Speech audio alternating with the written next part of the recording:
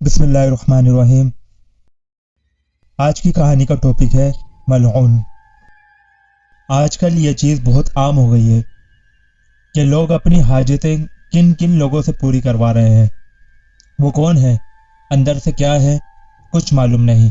ایک مسلمان ہونے کے ناطے ہمارا یہ ایمان ہونا چاہیے کہ صرف اس ذات سے مانگے جو شہرک سے بھی زیادہ قریب ہے، وہ ذات جس نے پوری کائنات کو تخلیق کیا ہے، جو ہمیشہ سے ہے اور ہمیشہ رہے گا، سب کو دینے والا وہی ہے۔ مگر لوگ اس ذات سے مانگنے کے بجائے نہ جانے کہاں کہاں جا کر اپنے آپ خراب کرتے ہیں۔ یہ سب مذہب سے دوری کی وجہ سے ہو رہا ہے۔ بوڑھی آنکھیں تیز دھوپ میں کسی کو ڈھونڈ رہی تھی، اور وہ آنکھیں تھی بوڑھی ہاجرہ کی۔ گرمی سے اپنی جان نکلتی اسے محسوس ہو رہی تھی، اور چلتے چلتے اس کا سانس پھوٹنے لگا تھا۔ ایک راہگیر نے اس کو سہارا دے کر فٹ پاتھ پر بٹھایا اور قریبی دکان سے ٹھنڈی پانی کی بوتل لا کر اس کو پانی پلانے لگا۔ پانی پی کر ہاجرہ نے نیم آنکھوں سے اس کی جانب دیکھ کر کہا، جیتے رہو بیٹا، اللہ تمہیں سلامت رکھے۔ وہ راہگیر آگے بڑھ گیا اور ہاجرہ بھی ہمت کر کے اڑ گئی۔ جیسے ہی اس نے فٹ پاتھ سے نیچے پیر رکھا، ایک تیز چمک اس کی آنکھوں میں آئی اور وہ فضا میں اچھل کر اڑتی ہوئی دور جا گری۔ روڈ پر لوگوں کا ہجوم جمع ہو گیا۔ خون میں لت پت ہاجرہ نے آخری ہچکی لی اور اس کی آنکھیں پتھرا گئیں، مگر ان آنکھوں میں اب تک کسی کی تلاش تھی جو آخر تک رہی۔ جبار نے آنکھیں کھول کر صرف اپنی ماں کو دیکھا، جو اس سے بے پناہ محبت کرتی تھی۔ لوگوں کے گھروں میں کام کاج کر کے وہ اپنا اور جبار کا پیٹ پال رہی تھی۔ بڑا ہوتے ہی جبار نے کل پرزے نکالنے شروع کر دیے۔ اس کا اٹھنا بیٹھنا گندے لوگوں میں تھا۔ شراب، جوا اور کون سی گندی لت نہ تھی جو اس نے نہ پالی ہو۔ ماں سارا دن کام کر کے پیسہ جمع کرتی اور اپنے بیٹے کے لیے کھانا بناتی، جسے کبھی کبھار جبار اٹھا کر پھینک دیا کرتا اور ماں کو خوب ذلیل کرتا۔ سارے پیسے دبا کر میرے لیے یہ بناتی ہے، یہ بھی کوئی کھانا ہے، اور یہ کہہ کر گھر سے نکل جاتا۔ تو بوڑھی ماں پاگلوں کی طرح اسے ڈھونڈتی رہتی۔ مگر اس دفعہ اللہ تعالیٰ نے جبار سے اپنا تحفہ واپس لے لیا، کیونکہ آج جبار نے حد کر دی تھی۔ جبار نے اپنی ماں پر ہاتھ اٹھایا تھا، وہ بھی اس بات پر کہ اس نے میتھی آلو کا ساگ بنایا تھا۔ جبار نے ماں پر ہاتھ اٹھایا، پھر دروازے پر لات مار کر باہر نکل گیا۔ بوڑھی ہاجرہ سسکتی رہی، پھر آنسو صاف کر کے بیٹے کی تلاش میں نکل گئی، مگر اب کی بار جو نکلی تو پھر واپس نہ آئی۔ لوگوں نے اس کی لاش کو فلاحی ادارے میں جمع کرا دیا اور وہاں شناخت نہ ہونے پر لاوارث لاش سمجھ کر اسے دفنا دیا گیا۔ جبار اپنے غلیظ دوستوں میں بیٹا شراب کے گلاس خالی کر رہا تھا۔ اس کے ایک ساتھی نے کہا، ابے تیری ماں 2 روز سے تجھے ڈھونڈ رہی ہوگی۔ تو جبار نے بے شرمی سے کہا، مرنے دو اس کو۔ مگر آخر کب تک وہ مفت میں عیش کرتا؟ ماں تھی تو بک بکا کر وہ اس سے پیسے چھین لیتا تھا، اور اب بالکل وہ خالی ہاتھ ہو گیا تھا، اور اسی وجہ سے اس رات اس کا آپس میں کسی سے جھگڑا ہو گیا، اور لڑتے لڑتے بات اتنی بڑھ گئی کہ جبار نے چھری اپنے ساتھی کے پیڑ میں اتار دی اور وہاں سے بھاگ نکلا، اور سیدھا اسٹیشن پہنچ کر ٹرین میں سوار ہو گیا اور ایک کونے میں دبک کر بیٹھ گیا۔ کہیں اسٹیشن گزرنے کے بعد وہ ایک جگہ پر اترا۔ وہ پیدل چل رہا تھا، جانے کون سا گاؤں تھا۔ بھوک اور تھکن سے اس کا برا حال ہو رہا تھا۔ گندے لوگوں میں پڑے پڑے اس کو کسی چیز کا ہوش نہ تھا۔ بال اور داڑھی بے تحاشا بھری ہوئی تھی۔ چلتے چلتے اس کو سامنے ایک درخت نظر آیا، اور وہ اس کے نیچے بنے چبوترے کے قریب پہنچا ہی تھا کہ اس کی آنکھوں کے آگے تارے ناچنے لگے، اور وہ وہیں ڈھیر ہو گیا۔ بنبناہٹ کی ملی جلی آوازوں سے اس کے پبوٹوں پہ جنبش ہوئی۔ بڑی مشکل سے اس نے آنکھیں کھولی۔ بابا جاگ گئے۔ یہ آواز واضح اور تیز تھی، جو جبار کے کانوں سے ہوتی اس کے دماغ میں گھوم گئی۔ آپ 3 دن تک یہاں آنکھیں بند کیے ہوئے ہیں، کون ہیں آپ بابا؟ ایک آدمی نے سوال کیا۔ جبار نے بولنا چاہا مگر بول نہ سکا۔ ایک آدمی دوڑ کر کھانا لے آیا۔ چنگیری میں روٹیاں اور میتھی آلو کا ساگ تھا۔ آدمی نے نوالا بنا کر جبار کے منہ میں ڈال دیا۔ پہلا نوالا تو جبار فوراً ہی سڑک گیا، پھر وہ چبا کر کھانے لگا۔ کھانا جبار کو اتنا لذیذ لگا کہ وہ بغیر رکے منہ چلائے جا رہا تھا۔ یہ وہی کھانا تھا جس کی وجہ سے اس بکبخت نے اپنی بوڑھی ماں پر ہاتھ اٹھایا تھا۔ کھانا کھانے کے بعد اس نے خوب پانی پیا اور آنکھیں بند کر لی۔ چلو بابا جی کو آرام کرنے دو، لوگ آپس میں کہتے ہوئے اٹھ گئے۔ پیٹ میں روٹی گئی تو جبار کے شیطانی دماغ نے کام کرنا شروع کر دیا۔ بابا جی، اس نے اپنے چہرے کی داڑھی پر ہاتھ پھیرتے ہوئے کہا۔ تھوڑی دیر بعد دو آدمی اسے سہارا دے کر اٹھا کر لے گئے اور ایک مکان کے سامنے رک کر کہا، بابا جی، یہ رحیم کا گھر ہے اور اب آپ کے رہنے کا بندوبست اسی گھر میں ہے۔ کمرے میں چارپائی اور صاف ستھرا بستر لگا ہوا تھا۔ آدمیوں کے جانے کے بعد جبار ہاتھ پھر پھیلا کر لیٹ گیا اور آنے والے وقت کو سوچ کر اس کے چہرے پر شیطانی مسکراہٹ رقص کرنے لگی۔ یہ تعویذ پانی میں گھول کر بچے کو پلا دینا، مسلسل 3 روز، بچے کا بخار اتر جائے گا۔ جبار نے ایک طے کیا ہوا کاغذ جس پر آڑی ترچھی لکیریں پڑی تھی آدمی کو دیتے ہوئے کہا۔ بابا جی نذرانہ۔ آدمی نے ابھی اتنا ہی کہا تھا کہ جبار دھاڑا، ہمیں پیسے دے گا، مجھے معاف کر دے بابا جی۔ اس آدمی نے جبار کے پیر پکڑ لیے۔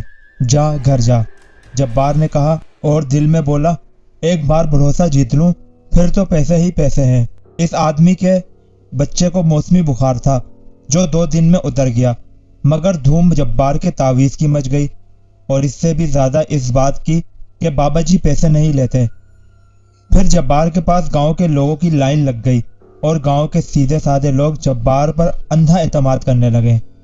جبار نے ایک روز لوگوں سے کہا وہ یہاں سے جا رہا ہے کیونکہ اسے معلوم ہوا ہے کہ اب اس کو اکیلا رہنا ہوگا، اور اگر اس نے ایسا نہ کیا تو اس کا علم اس سے چھین لیا جائے گا۔ گاؤں کے لوگ اس کے آگے گڑ گڑانے لگے اور ہاتھ جوڑ کر کہنے لگے، ہم آپ کے لیے علیحدہ مکان بنا دیں گے، آپ یہاں سے نہ جائیں۔ اور پھر تھوڑے دنوں میں جبار کے لیے علیحدہ مکان کا انتظام ہو گیا۔ ٹھکانہ ملا تو جبار نے اپنی سوچ کو عملی جامہ پہنا دیا اور رات کے اندھیرے میں کالے دھندے شروع کر دیے۔ راتوں رات گاڑیوں میں لوگ آتے، نشہ جوا بلکہ کیا کچھ نہ کرتے، اور صبح ہوتے ہی جبار بابا جی بن جاتا۔ گاؤں کے لوگوں کو بھی اس نے نشے کی لت لگا دی تھی۔ وہ نشے کی پڑیا تعویذ کے طور پر دیتا اور جب نشہ ٹوٹنے لگتا تو سب دوڑے ہوئے اس کے پاس آتے اور وہ مشکل عمل کا مشکل خرچہ بتا کر لوگوں سے پیسے لوٹتا۔ مگر یہ دھندا کچھ زیادہ فائدہ مند نہ تھا۔ اس نے اندازہ لگایا کہ یہاں کے لوگوں کے پاس زیادہ مال نہیں ہے، تو اس نے شہر جانے کا ارادہ کیا اور ایک رات بغیر بتائے وہ وہاں سے غائب ہو گیا۔ بس سے اتر کر وہ ادھر ادھر دیکھنے لگا۔ جگہ انجان تھی۔ پھر کچھ دور جا کر اسے ایک ہوٹل نظر آیا۔ وہاں اس نے نوکری کرنے والے ایک لڑکے کو بلایا اور اسے اپنے ساتھ بٹھا کر کچھ پیسے دیے اور علاقے کے لوگوں کے بارے میں معلومات کرنے لگا۔ کافی ساری باتیں اس لڑکے نے بتائی مگر اس کو ایک ہی اپنی مطلب کی بات لگی۔ پھر وہ کھانا کھا کر اپنی منزل پر چل پڑا اور تھوڑی دور جانے کے بعد اسے اپنا مطلوبہ مکان نظر آ گیا۔ مکان باہر سے بے حد شاندار تھا۔ جبار نے گیٹ پر دستخط دی تو چند لمحوں بعد ایک عورت نے گیٹ کھولا۔ پانی پلا دے، جبار نے عورت سے کہا۔ عورت دروازہ بند کر کے پانی لینے چلے گئی۔ جبار دروازے سے ہٹ کر سائیڈ کی دیوار سے ٹیک لگا کر نیچے بیٹھ گیا۔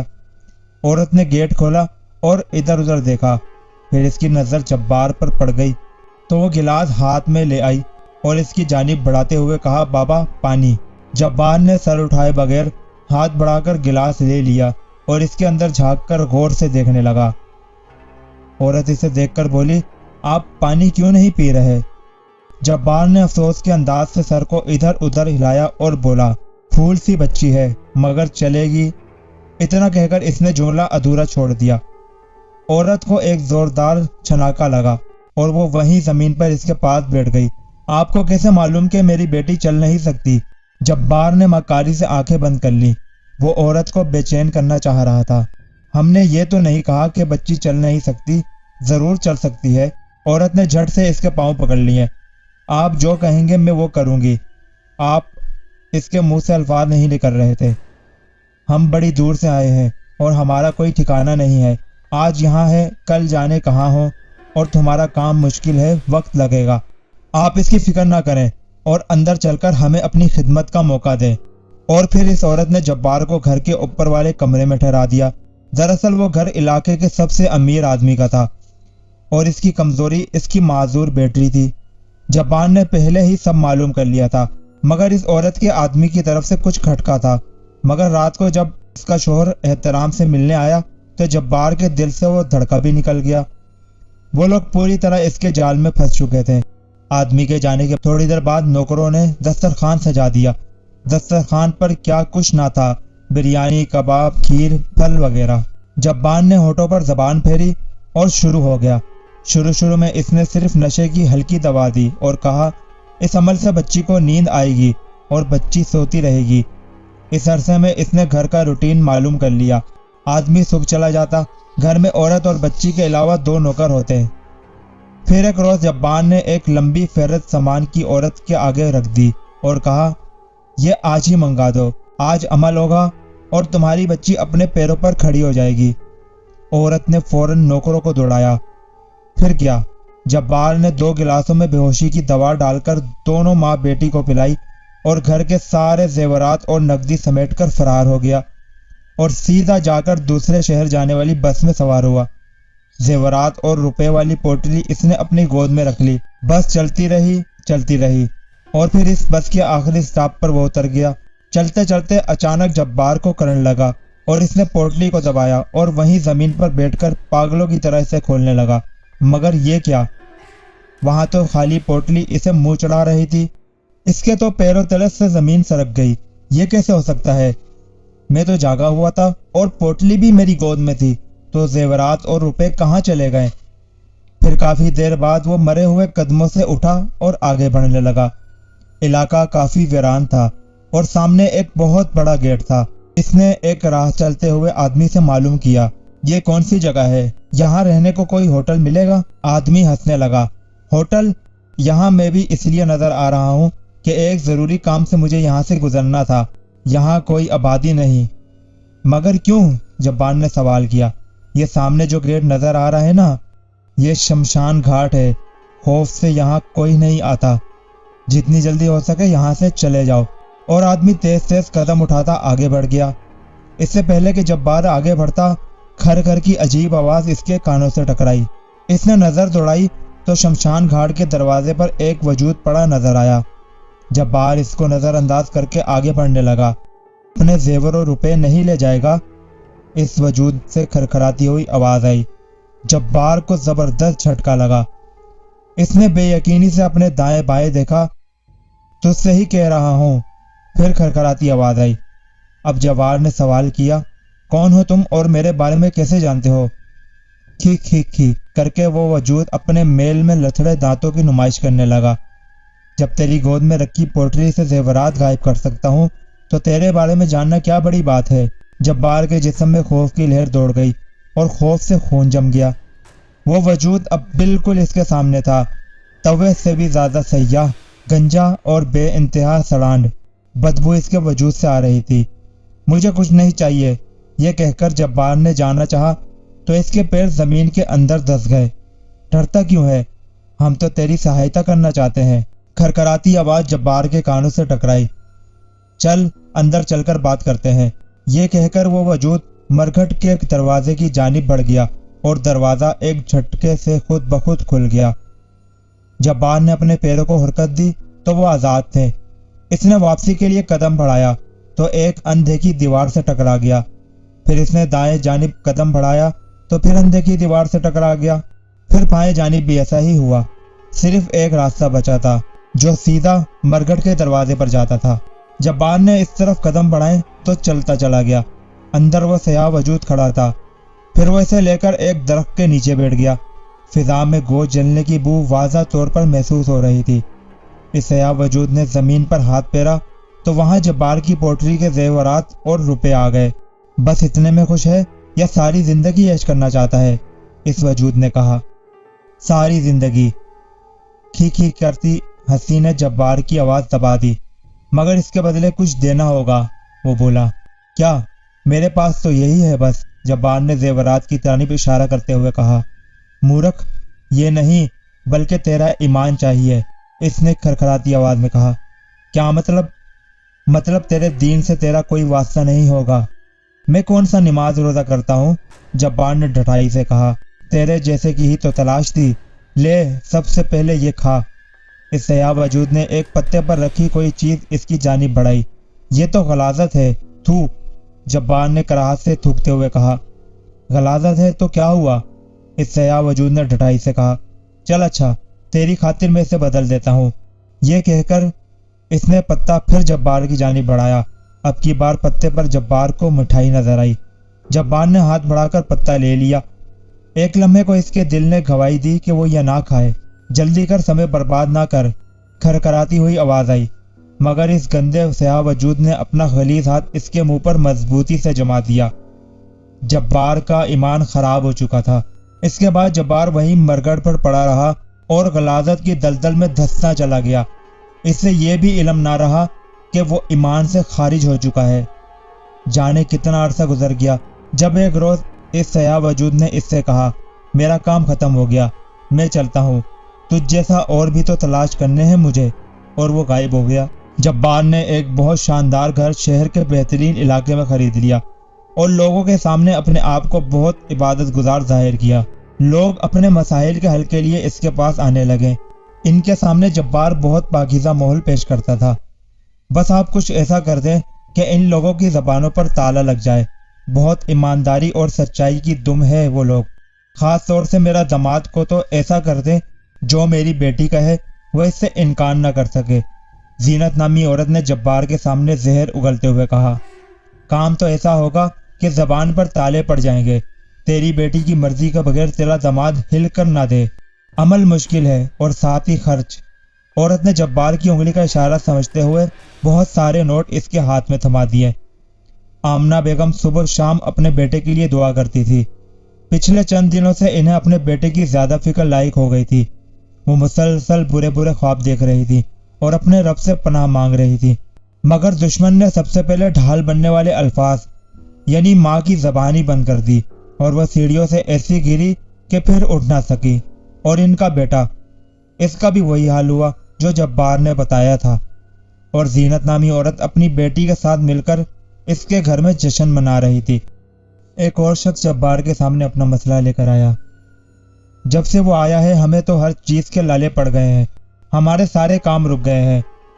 پہلے تو کمپنی کے مالک کو کچھ پتہ ہی نہیں چلتا تھا، مگر یہ نہ جانے کہاں سے ٹپک پڑا۔ مراد نے ساری کہانی جبار کو سنائی۔ تجھے بھی کوئی نقصان پہنچایا ہے اس نے؟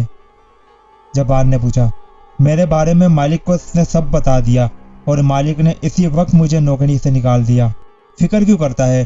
نام کیا ہے تیرے مالک کا؟ جبار نے پوچھا تو مراد نے اپنے مالک کا نام بتا دیا۔ پہلے تیرے مالک کو راستے پر لے آؤں، پھر اسے دیکھ لیں گے۔ وہ آفس کے اکاؤنٹ میں ہیر پھیر کرتا تھا، مگر جب سے نیا مینیجر عاشر آیا تھا اس کے سارے کرتوت دھرے کے دھرے رہ گئے تھے۔ عاشر بہت ایماندار اور مذہبی انسان تھے اور اس کے آگے ان کی ایک نہ چلتی۔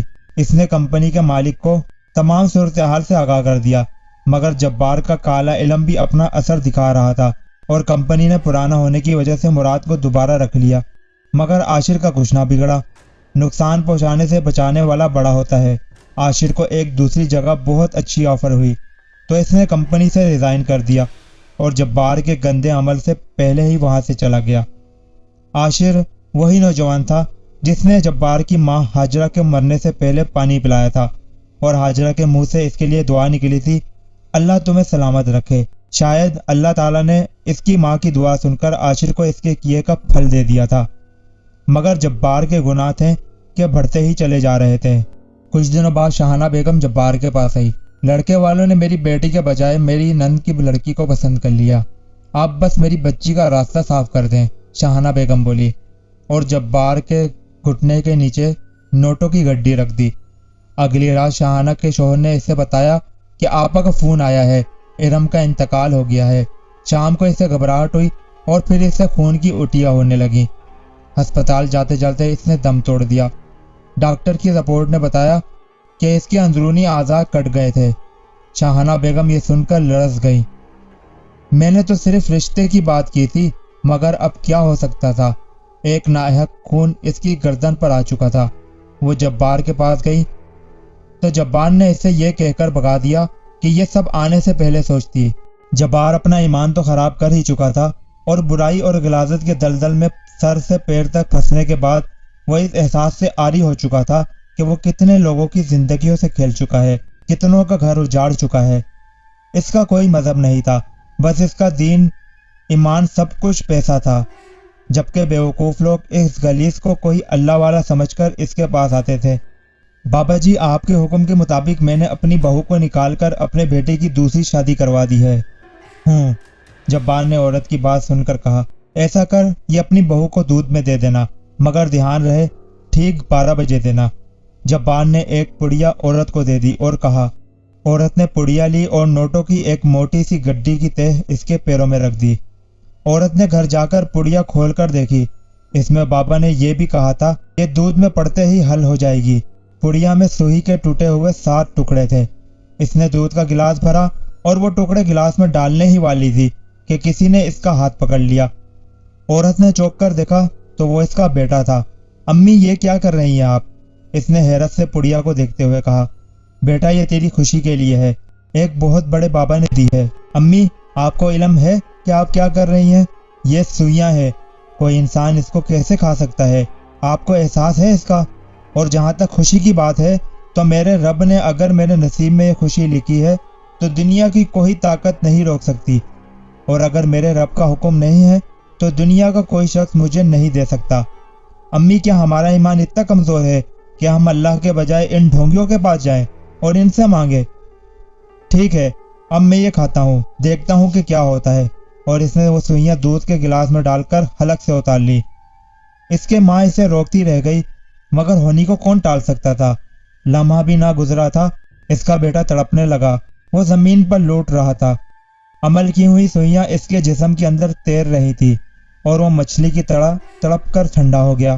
اس کی ماں نے چیخ چیخ کر لوگوں کو جمع کیا اور اس سے ہسپتال لے گئی، مگر اس کے جسم میں کسی سوئی کا نام و نشان تک نہ ملا۔ اس عورت کو بھی اپنے کیے کی سزا مل گئی۔ کہتے ہیں نا، جب گناہ حد سے زیادہ ہو جائے تو پھر اس کی سزا سامنے آ ہی جاتی ہے، اور ایسا ہی جبار کے ساتھ ہوا۔ وہ شاید بھول گیا تھا کہ جس پروردگار نے اس کی رسی ڈھیلی رکھی ہوئی ہے، وہ جب اس رسی کو کھینچے گا تو وہ کچھ بھی نہیں کر سکے گا۔ جبار آدھی رات کے بعد مرگھٹ سے واپس آ رہا تھا، ہر طرف اندھیرا تھا کہ اچانک جانے کہاں سے ایک فقیر اس کی گاڑی کے آگے چلنے لگا۔ وہ ہارن پر ہارن دیتا رہا کہ وہ ہٹ جائے، مگر وہ اپنی رفتار سے آگے بڑھتا رہا۔ جھنجھلا کر وہ گاڑی سے باہر آیا اور بولا، ایک طرف ہو، مجھے جانا ہے۔ سڑک کیا تیرے باپ کی ہے؟ فقیر نے حقارت سے کہا۔ ابے بڈھے، ہوش کے ناخن لے اور زبان سنبھال، تو مجھے جانتا نہیں۔ جبار نے غصے سے کہا، تجھے جانتا ہوں میں، ناپاک اور غلاظت کھایا ہوا۔ تیری حقیقت کیا ہے میرے سامنے؟ فقیر نے اطمینان سے کہا۔ بکواس بند کر، ابھی مجھے جلدی ہے ورنہ تجھے مزہ چکھاتا۔ جبار بولا۔ تو روکا کس نے ہے؟ فقیر بے خوفی سے بولا۔ ٹھہر۔ اور پھر جبار کے ہونٹ ہلنا شروع ہو گئے، مگر وہ چوک کر رک گیا۔ پھر اس نے سر جھٹک کر دوبارہ کوشش کی، مگر اسے کوئی لفظ بھی نہ یاد آیا۔ کر لی کوشش؟ فقیر نے یہ کہہ کر اسے گھور کر دیکھا تو جبار کے رونگٹے کھڑے ہو گئے۔ کتنا جلال تھا اس فقیر کے چہرے پر۔ تجھ جیسے ایمان سے خارج کی کیا اوقات جو ایک مسلمان کا مقابلہ کرے؟ بد نصیب، تو نے اپنا ایمان خود خراب کیا ہے۔ بد نصیب تو تو اسی وقت سے ہو گیا تھا جس روز تو نے اپنی ماں پر ہاتھ اٹھایا تھا۔ پھر تو نے گندھا کھا کر اپنا ایمان کھویا، اور اسی پر بس نہیں، تو نے کتنے گناہ کیے، کتنے لوگوں کی زندگیاں برباد کی۔ تیری رسی ڈھیلی تھی کہ شاید تو اپنے گناہوں سے توبہ کر لے، مگر تو نے توبہ کا سارا وقت گنوا دیا۔ اب تیرا وقت ختم۔ یہ کہہ کر فقیر نے جبار کے منہ پر تھوک دیا۔ جبار کو ایسا لگا کہ جیسے کسی نے اس کے منہ پر تیزاب انڈیل دیا ہو۔ اتنی جلن اس کے چہرے پر ہو رہی تھی کہ وہ گلا پھاڑ کر چیخنے لگا۔ اس نے اپنا منہ صاف کرنے کے لیے اپنا دایاں ہاتھ اٹھانا چاہا تو اس کا ہاتھ مفلوج تھا۔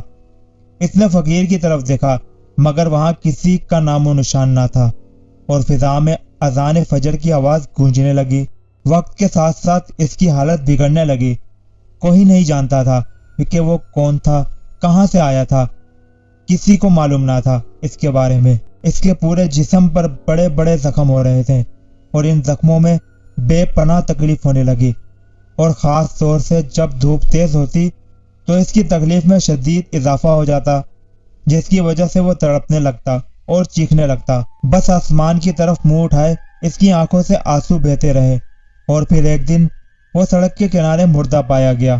ہمیں یہ بات سمجھ لینی چاہیے کہ ہم اللہ کے محتاج ہیں، اللہ ہی ہمارا مالک ہے، وہی ہمیں دینے والا ہے۔ جبار جیسے لوگوں کے پاس جا کر کیوں اپنا آپ خراب کریں؟ جو چیز انسان کے نصیب میں نہیں وہ اسے کیسے مل سکتی ہے؟